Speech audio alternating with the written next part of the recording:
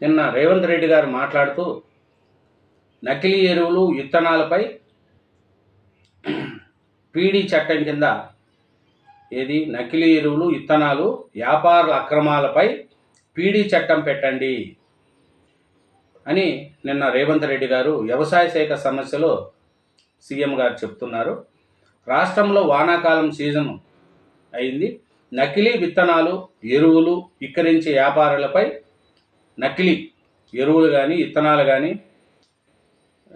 విక్రయించే వ్యాపారులపై పీడీ చట్టం కింద కేసులు నమోదు చేయాలని ముఖ్యమంత్రి రేవంత్ రెడ్డి ఆదేశించారు. విత్తనాలు ఎరువుల అక్రమ దందాపై అన్ని జిల్లా కలెక్టర్లు పోలీసు అధికారులు అప్రమత్తంగా ఉండాలి.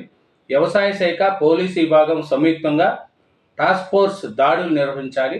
రాష్ట్ర సరిహద్దుల్లో నిరంతరం నిఘా పెట్టండి అని నిర్దేశించారు. చూడండి, వ్యాపారులపై అంటే నకిలీ ఎరువులు విత్తనాలపై అక్రమ వ్యాపారులపై పీడీ చట్టం కింద కేసు నమోదు చేయండి అని రేవంత్ రెడ్డి గారు ఆదేశించారు.